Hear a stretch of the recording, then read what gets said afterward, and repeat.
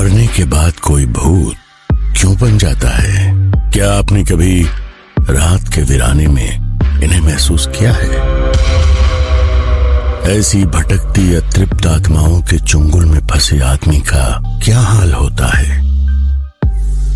भूखा प्यासा, बदले की भावना लिए क्रोध, द्वेष, लोभ, वासना आदि इच्छाएं और भावनाएं मन में लिए मरने वाला शख्स अवश्य ही वो भूत बनकर भटकता है।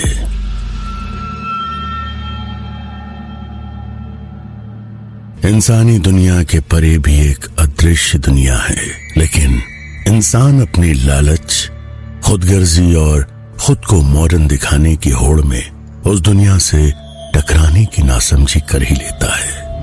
गांव के सभी लोगों के मना करने के बावजूद भी उस भूता हवेली के नए नए मालिक बने प्रभात और नीलिमा अपनी पहली रात गुजार रहे थे और अब सोने की तैयारी कर रहे थे। प्रभात इस वक्त नॉवेल पढ़ने में बिजी था और वैसे भी 21st सेंचुरी में प्रभात जैसा एक मॉडर्न बिजनेसमैन ऐसी भूत प्रेत के लॉजिकल बातों पर कहां यकीन करने वाला था। इतनी बड़ी जमीन, वो भी इतने सस्ते दामों में हासिल कर लेने और अपनी फैक्ट्री स्टैब्लिश कर लेने के बाद प्रभात को अपनी बिजनेस स्किल्स और कॉन्टैक्ट्स पर गर्व हो रहा था। वीरानगढ़ एक ऐसी श्रापित और मनहूस जगह थी कि जहां के किसान जी तोड़ मेहनत के बाद भी मुट्ठी भर अनाज में अपना घर चलाने को मजबूर थे।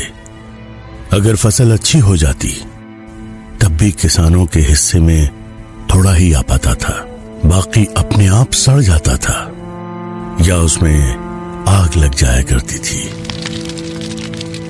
उस गांव के राज बाहर की दुनिया में उजागर करने वाला आज तक कोई भी सही सलामत बचा नहीं। गांव को लेकर गांव के लोगों का गांव छोड़कर जाने का मतलब भी असमय दर्दनाक मौत को गले लगाना ही था। मिस्टर भारद्वाज उस फैक्ट्री की जमीन के साथ साथ ही अब वीरानगढ़ के उस रहस्यमय हवेली के भी मालिक बन चुके थे। उस हवेली के हर कमरे में बड़े बड़े झूमर लगे हुए थे। तलवारें और ढाल दीवारों पर जहां तहां टंगी हुई थी। उसे बनाने में ज्यादातर काले पत्थर का इस्तेमाल हुआ था और लगता था कि वो कोई पुराना राजमहल था। वहां के माहौल में मनहूसियत ही मनहूसियत फैली हुई थी। वो शानदार हवेली जो बरसों से बंद पड़ी थी किसी शमशान की तरह वीरान लग रही थी।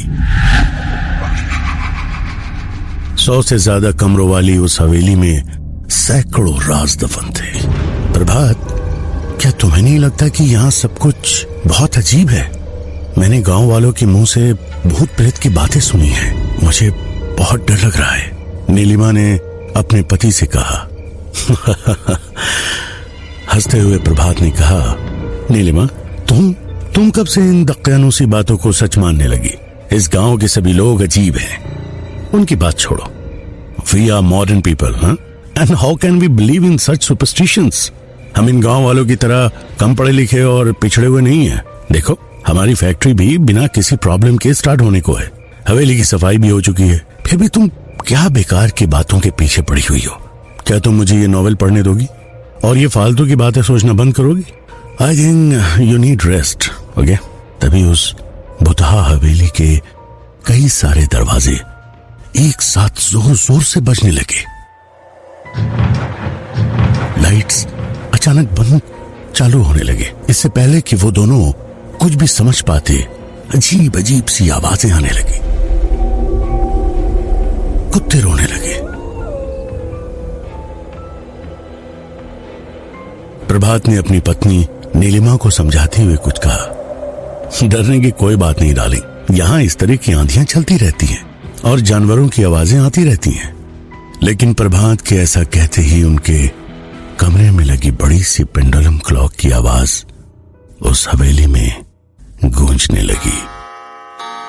रात के ठीक 12 बज चुके थे। घुंघरूओं की आवाज सुनाई दी और कुछ ही देर बाद नीलिमा ने देखा कि लाल जोड़ा पहने हुए एक औरत उसके सामने से बहुत तेजी से गुजरी। क्या यह नीलिमा का वहम था या सचमुच उसे वो औरत दिखाई दी थी? पता नहीं कहां से नीलिमा के गालों पर खून की बूंदें टपकने लगी।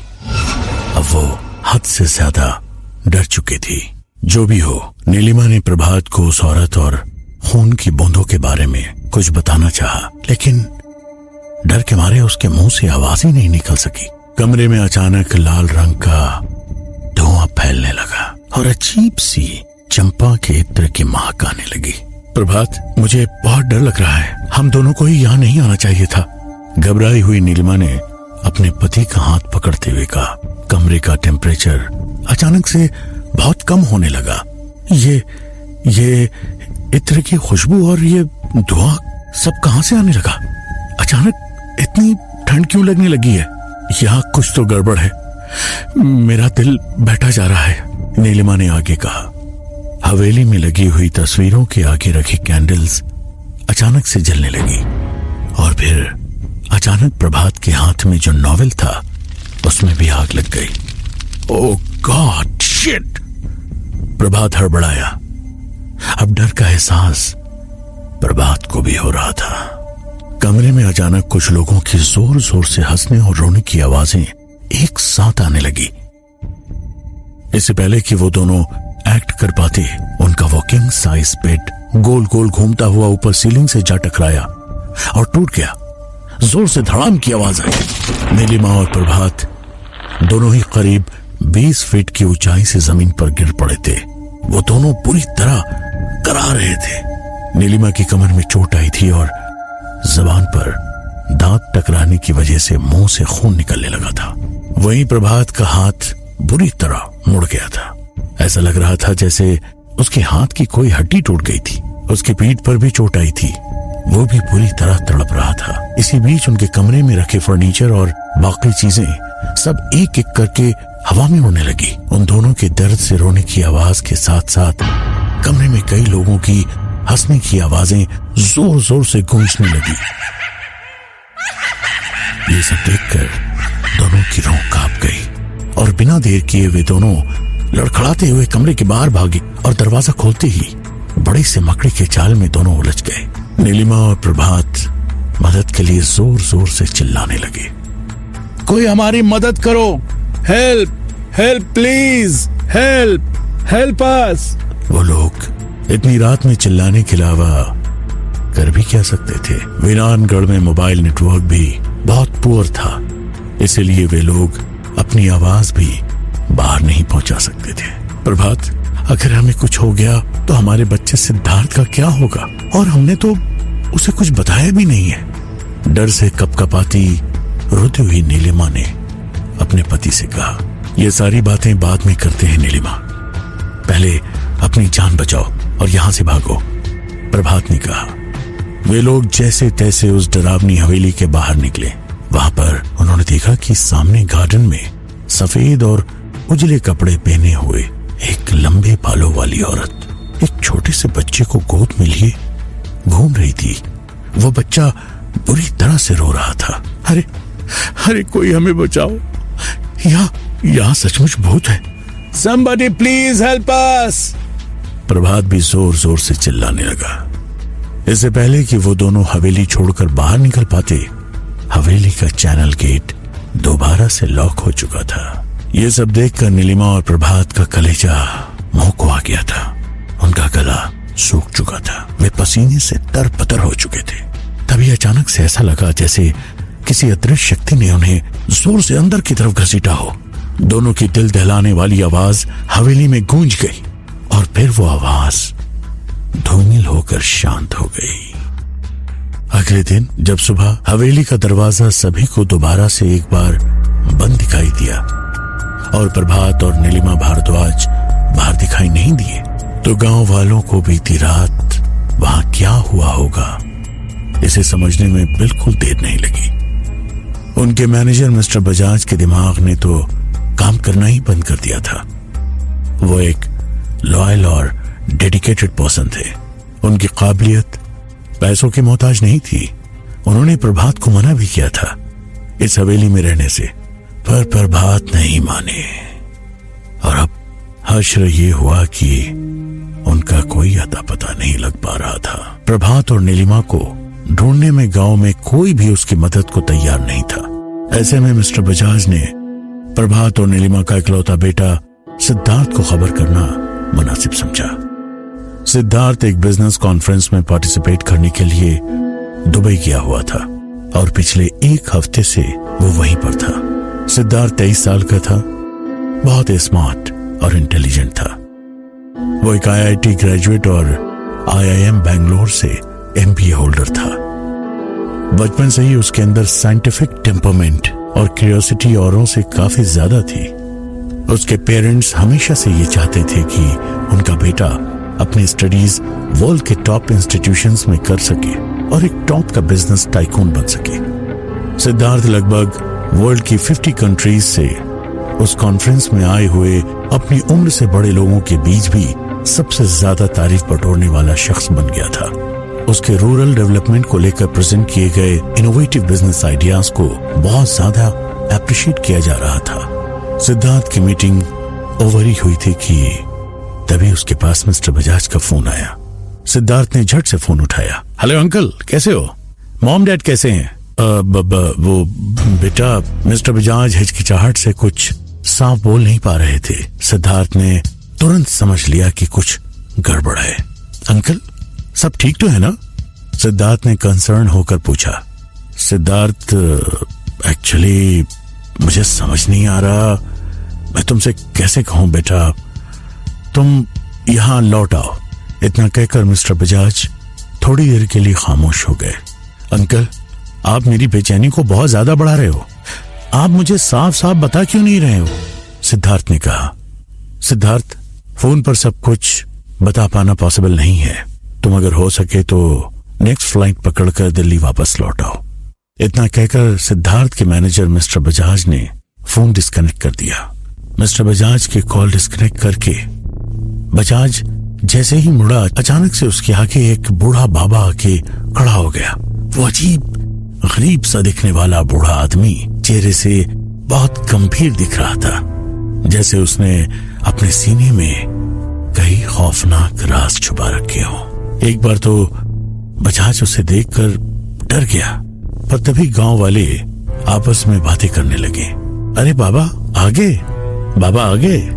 मिस्टर बजाज ने समझ लिया था कि ये बूढ़ा इस गांव का सबसे जानकार लोगों में है, जिसे पूरा गांव इज्जत देता है। इससे पहले कि बजाज कुछ पूछ पाता, बूढ़े बाबा ने उसे कहा, उसे यहां मत बुलाओ, एक बार फिर तबाही की आवाज मत दो, सब खत्म हो जाएगा, उसे रोक दो। बजाज ने हैरान होकर पूछा, किसे? बाबा ने कहा, अपने मालिक के इकलौते बेटे को।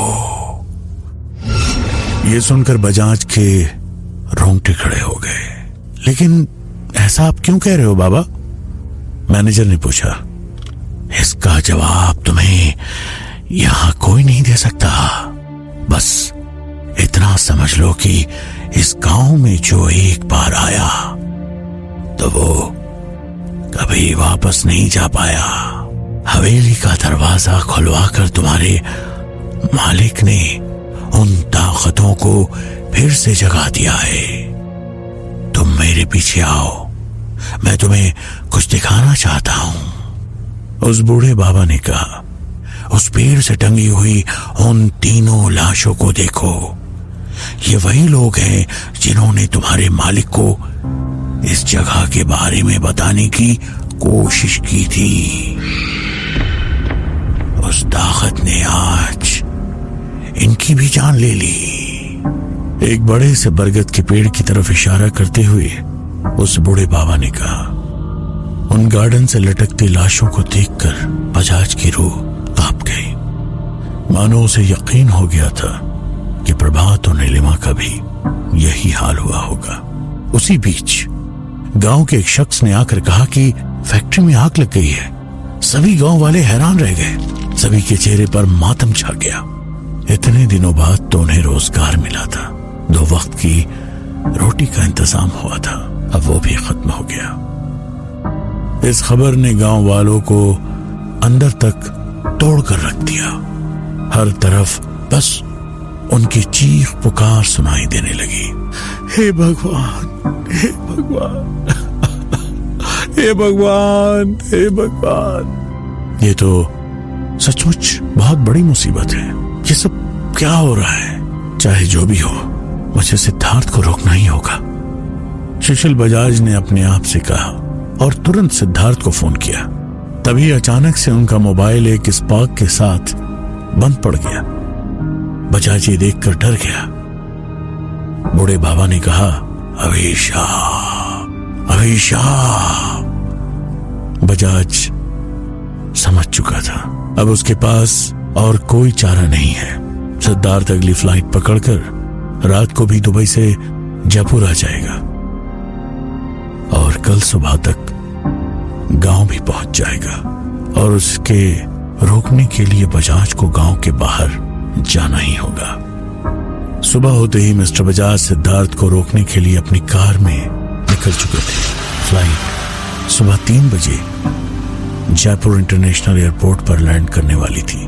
कार के गांव पार करते ही शमशान के पास सड़क किनारे लगे बरगद के पेड़ के नीचे से गुजरती हुई कार के सामने अचानक से एक पेड़ की बहुत बड़ी डाल गिर गई। ब्रेक लगने से पहले ही कार उससे टकरा गई। धड़ाम जोरों की आवाज हुई। मिस्टर बजाज का सिर कार की स्टीयरिंग से बहुत जोर से टकराया। उनके सिर से खून की धार निकलने लगी। कार के बाहर निकल पाना उनके लिए लगभग नामुमकिन हो गया था। उनकी आंखों के आगे अंधेरा छा रहा था। तभी अचानक कार के सामने के शीशे पर उन्हें एक बेहद खौफनाक चेहरा दिखाई दिया और डर और दर्द के मारे जोर से चिल्लाए। तभी एक पत्थर आके उनकी कार की खिड़की से टकराया और खिड़की का कांच टूट गया। सामने सिद्धार्थ खड़ा है। अंकल, डोंट वरी, मैं आ गया। सिद्धार्थ गांव के अंदर आ चुका था। उसे पास देखकर मानो बजाज ने स्ट्रगल करना छोड़ दिया और उनकी आंखों के आगे अंधेरा छा गया। अब क्या होगा? क्या सिद्धार्थ भी उस अनजान शक्ति का शिकार बन जाएगा जिसने उसके माँ बाप को गायब किया है, या फिर सिद्धार्थ अपने माँ बाप को ढूंढने में कामयाब हो पाएगा? आखिर कौन है ये शक्ति जिसने इतने सालों से गांव वालों का जीना हराम कर दिया है? उसके बारे में बातें करने पर लोग मारे क्यों जाते हैं? ऐसे अनगिनत सवालों का जवाब जानने के लिए सुनते रहिए